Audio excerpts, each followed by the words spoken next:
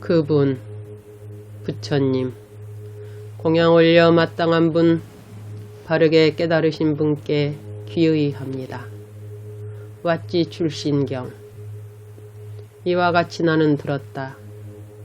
한때 어떤 왓지 출신 비구가 외살리에서 어떤 밀림에 머물렀다. 그 무렵 외살리에는 밤새도록 축제가 벌어지고 있었다. 그때 비구는 외살리에서 악기와 징과 음악으로 왁자지껄한 소리를 듣고 탄식하면서 이 사실에 대해서 이 개송을 읊었다. 숲속에 버려진 나무 토막처럼 우리는 밀림에서 혼자 머물고 있는데 이와 같은 밤에 우리보다 더 불쌍한 자 누가 있을까? 그러자 그 비구를 연민하고 그의 이익을 원하는 밀림에 사는 신이 그 비구에게 절박감을 일으키기 위해서 그에게 다가갔다. 가서는 그 비구에게 개송으로 말했다.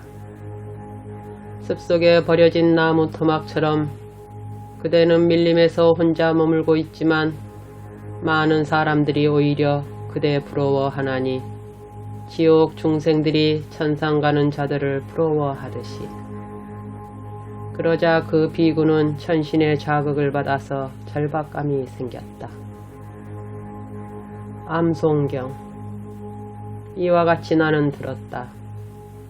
한때 어떤 비구가 고살라에서 어떤 밀림에 머물렀다. 그 무렵 그 비구는 처음에는 지나치게 암송을 많이 하며 머물다가 나중에는 무관심해져서 침묵하며 편히 지내고 있었다. 그때 그 밀림에 사는 신이 그 비구로부터 더 이상 법을 듣지 못하게 되자 비구에게 다가갔다. 가서는 비구에게 개송으로 말했다.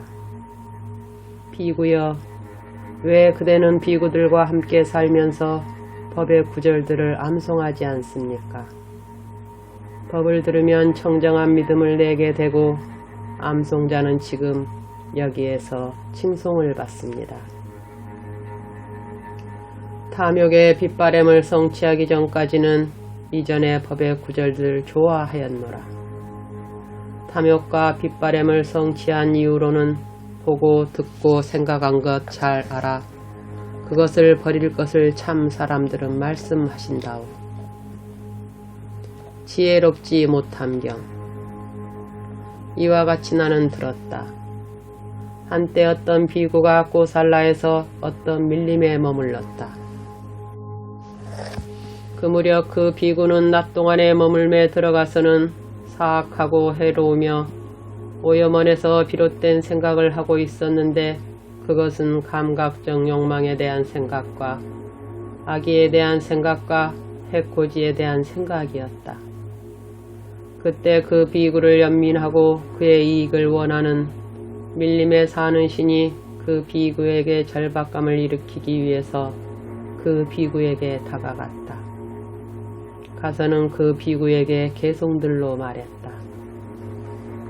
존자여, 지혜 없이 마음의 잡돌이함 때문에 그대는 자신의 생각에 먹혀버렸다오. 지혜롭지 못함을 이제 쓸어버리고 그대 지혜롭게 판단해야 하오. 스승과 법과 승가와 자신의 계를 토대로 해서 그대는 의심할 여지 없이 환희와 희열과 행복을 얻게 되고 환희가 가득할 때 그대는 괴로움을 끝낼 것이라오. 그러자 그 비구는 천신의 자극을 받아서 절박감이 생겼다. 대낮경. 이와 같이 나는 들었다. 한때 어떤 비구가 고살라에서 어떤 밀림에 머물렀다. 그때 그 밀림에 사는 신이 그 비구에게 다가갔다. 가서는 그 비구의 곁에서 이 개송을 읊었다. 정오에 이르자 새들마저 조용히 쉬고 있는데 광활한 숲 스치는 소리가 있어 저에게는 두려움이 생겨납니다.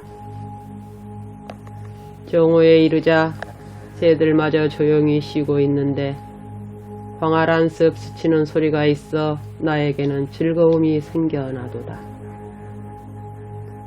감각 기능이 제어되지 않음경.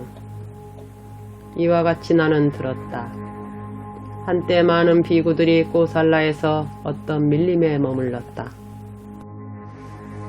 그들은 경솔하고 거들먹거리고 촐랑대고 수다스럽고 산만하게 말하고 마음 챙김을 놓아버리고 분명히 알아차림이 없고 산매에 들지 못하고 마음이 산란하고 감각 기능이 제어되어 있지 않았다.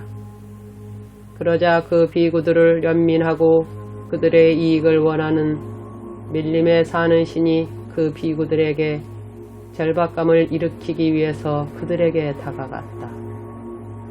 가서는 그 비구들에게 개송들로 말했다. 예전에 곶다마의 제자인 비구들은 행복하게 삶을 영위하였습니다. 바라는 것 전혀 없이 탁발음식 구하였고 바라는 것 전혀 없이 심상과 좌구 사용했습니다. 그들은 세상에서 무상함을 알아 괴로움을 종식시켰습니다. 그러나 지금은 시골의 촌장처럼 스스로의 부양조차 힘들게 되었으며 계속해서 먹어댄 뒤 드러누워 버리나니 나무집에 혹하였기 때문입니다. 저는 승가에 합장하여 예배드리고 여기 저는 어떤 분들에 대해 말합니다. 그들은 버려졌고 주인이 없나니 공동묘지에 버려진 시체와도 같습니다. 저의 말은 방일하여 머무는 분들을 두고 한 것이며 방일하지 않고 머무는 분들에게 저는 귀의 하옵니다. 그러자 그 비구들은 천신의 자극을 받아서 절박감이 생겼다. 향기 도둑경. 이와 같이 나는 들었다. 한때 어떤 비구가 꼬살라에서 어떤 밀림에 머물렀다. 그 무렵 그 비구는 걸식하여 공양을 마치고 걸식에서 돌아와서 연못으로 들어가서 연꽃의 냄새를 맡았다. 그러자 그 비구를 연민하고 그의 이익을 원하는 밀림에 사는 신이 그 비구에게 절박감을 일으키기 위해서 그에게 다가갔다. 가서는 그 비구에게 개송으로 말했다.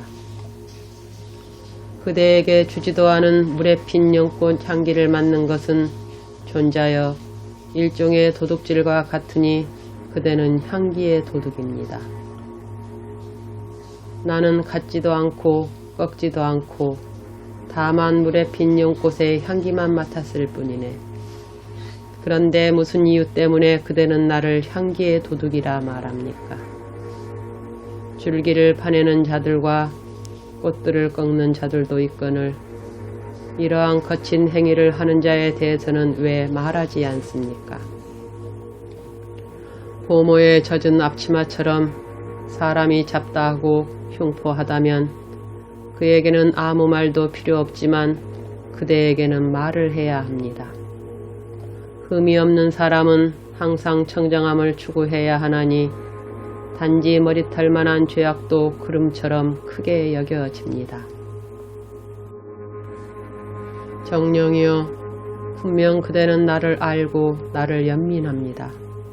정령이여, 그대가 이런 것을 볼 때마다 다시 내게 말해 주시오.